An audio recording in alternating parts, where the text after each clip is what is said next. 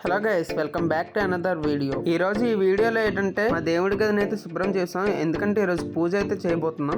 పొద్దున్నే మా అమ్మ నన్ను లేపి ఈ దేవుడి గది అయితే శుభ్రం చేయించింది. ఆబ్వియస్లీ మీకు ఎలాగో తెలుసు కదా మనకు బద్ధకం అని, అందుకే మనం అయితే చేయలేదు. మా అమ్మతోనే చేయించాను అనమాట. అట్లా దేవుడి గది డెకరేట్ అవుతుంది. నేనైతే చికెన్ కి వెళ్తున్నాను. ఏ విషయానికైనా వెనక్కుండే మనం చికెన్ కి అయితే మాత్రం ముందు ఉంటాం. ఎందుకంటే ముక్క లేకపోతే ముద్ద దిగదు అని ఆ మాట చెప్పేలోపు చికెన్ షాప్ కి అయితే వచ్చేసాం.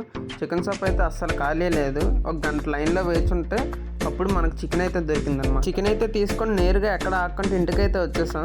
ఇంటికి రాగానే మా బిట్టుగాడు అయితే వాసన పోల్ చేశాడు అనమాట. ఇంకా ఆడికి పండగే. ఆడికి కూడా వేరే ఐటమ్స్ అయితే తీసుకొచ్చాం చికెన్ లోనే, కాకపోతే వాటిని మనం చేయాలన్నమాట. ఇంక ఇలా రాగానే మా అమ్మ పూజ అయితే స్టార్ట్ చేసేసింది. చూడండి దేవుడి గదిని ఎంత బాగా డెకరేట్ చేసిందో.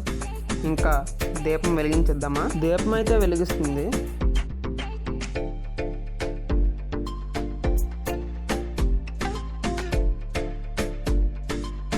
దేవుడి దగ్గర దీపం వెలిగిస్తే ఎంత వెలుగు వస్తుందో కదా.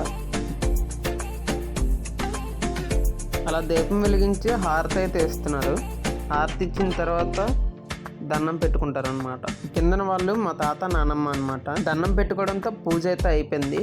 ఇంకా మా బిట్టుగాడి సంగతి అయితే చూద్దాం. చూసారు కదా వాడు వెయిటింగ్, ఎంత బేగా చికెన్ ఉంటే ఎంత బేగా తిందామా అని. చెప్పాను కదా వాడికి తెచ్చిన చికెన్ ఐటమ్స్ అయితే చెయ్యాలనేసి. చూడండి ఇటు చికెన్ చేస్తుంటే ఎలా చూస్తున్నాడు. చూడండి ఒక ముక్క ఆడికైతే చూపిస్తాను, ఎలాగైతే నాలుగు చప్పరిస్తాడో.